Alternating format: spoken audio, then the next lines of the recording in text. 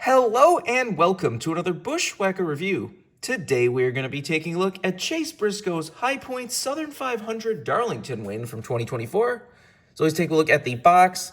Once again, you got the generic raced version box, Lionel Racing 2024 race winner, raced version, winner sticker, NASCAR Cup Series.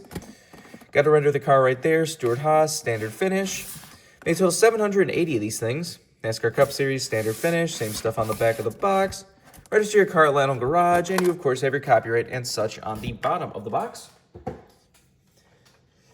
Here is the car itself. Chase Briscoe's triumphant victory to get into the playoffs, and Stuart Haas Racing's final win as a team. Chase Briscoe was able to hold off a hard-charging Kyle Busch, desperate to get a win and get into the playoffs too, but Chase Briscoe was able to hold him off. And Kyle is still winless to this day as of recording this video.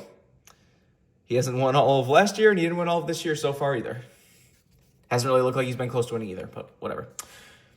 Anyways, of course, this come with a few things. You got your race-winning sticker, and you have your race-winning stat card, if you want to see that. As you can see, this is actually, they brought back their kind of, was it like the Lady in Black High Point paint scheme? Was it like, what, 2022 or 2023, the first year they ran this? They actually did make a diecast, like the clean one of it. It was a year that his primary diecast didn't get made, but that Lady in Black one did. And so in the last couple of years, they actually did bring back the Lady in Black car every time they ran at Darlington with the just regular High Point car, not a throwback or anything.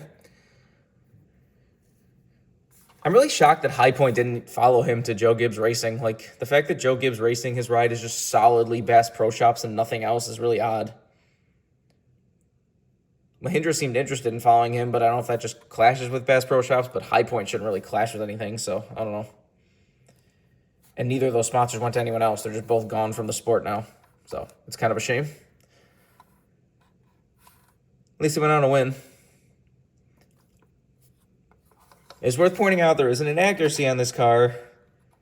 It's not as big of a deal as some people are making it out to be, but it's worth pointing out that for whatever reason, this white should not be here. The black's supposed to curve like right under the High Point logo. There's not supposed to be like a white gap here.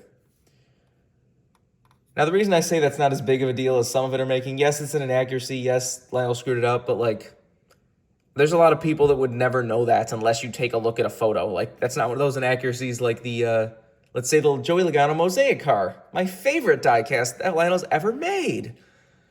Like, that one is horrifically bad, and almost anyone can look at that and see something's wrong. Like this one, that's not the case. If you want a more recent example of that, look no further than one that was in the same shipment as this, Ken Schrader's Charlotte Folgers NASCAR Classics.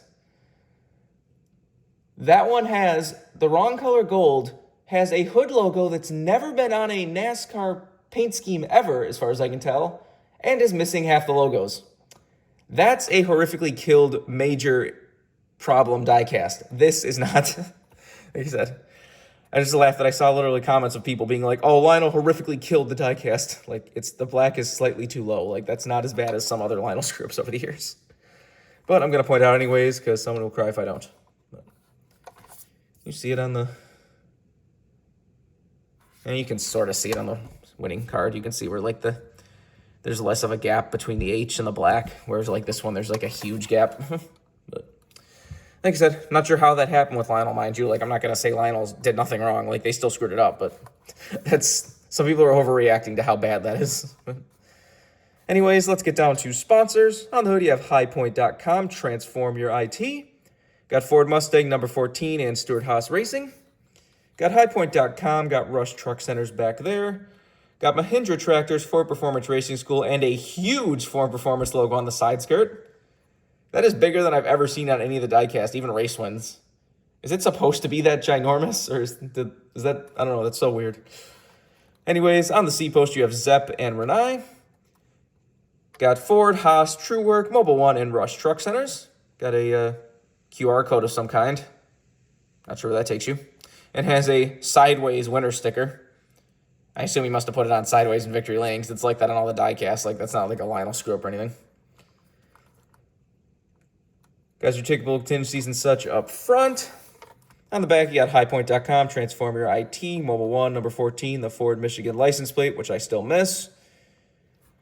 Got High Point Transformer IT again on the deck lid. This is number 246.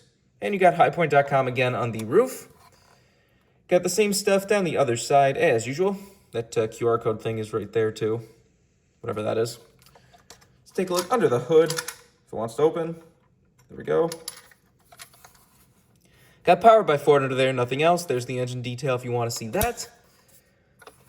But now let's get down to the damage and such. Being a partially white car, you can see you have tons of dirt, grime, and rubber buildup. You see down the hood, you have some milkshake. You have milkshake down the hood. Right side, you've got a scrape. He did hit the wall near the end of the race trying to hold off Kyle Busch, so you have a big kind of dent scrape down the side. You have the lettering completely rubbed off of the right front tire. On the back, again, another mark, Darlington stripe type deal from when he hit the wall. I don't know if he hit the wall early in the race, but I do remember later in the race when he was holding off Kyle Busch, at one point he literally did just bounce off like the turn 4 wall. See, there's a few little marks and stuff through that Ford Michigan license plate. Some more like dirt, rubber buildup, all that good stuff. Does have a little light sprinkling of that cookout milkshake cup confetti. It's always fun to see. Wish there's more of it, but there's a decent amount.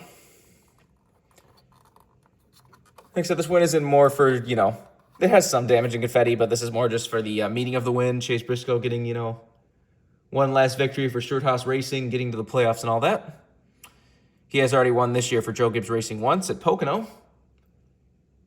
Although he's turned into the new Rocket Man, he's just winning poles like left and right. I think he's set a record for poles already. Or if he hasn't, he's going to pretty soon. And it's still going. Like, he hasn't won poles in a couple weeks, but he literally did. He's still been starting like second. He started second like a couple of the last few weeks. So he still has whatever is going on with the pole thing. But I don't know if they're just focusing more on pole because he said he's only won one race this year and he hasn't even really contended for wins that much. Even the races he's won the pole most of the time. So I might get his Pocono win. I'm not sure yet. But this is definitely a cool car. Took a while to get here. If you've noticed, this car, for the last race before the playoffs last season, took all the way, basically an entire year until this year's Southern 500, and came out after Joey Logano's Phoenix win, the final race of the season. I don't know if that's just a whole mess with like the Stewart-Haas Racing approvals and everything, because I imagine with the team closing, it was hard to like, here, approve this prototype, when they just probably fired everyone. So I don't know if that's probably one of the reasons, but I don't know. I mean, they didn't fire everyone. They did keep some people on that new Haas factory team thing, but whatever. If you want this card as a brand new release, you can get this right now. I would not be surprised if it disappears a little bit. This is kind of this was a pretty fan-popular win. Like, a lot of people like this win, and it is a unique car and everything, being like the final Stewart-Haas Racing win and everything. So I could definitely see this thing disappearing. Remember, for offer diecast needs, you can go to circlebdiecast.com, and if you use the code BWhack, you can get $5 off shipping on any order over $30. Just go check that if you want anything. But I think that's all there is to say. This has been a review of Chase Briscoe's High Point Darlington Southern 500 win from 2024. Hope you enjoyed, and thanks for watching.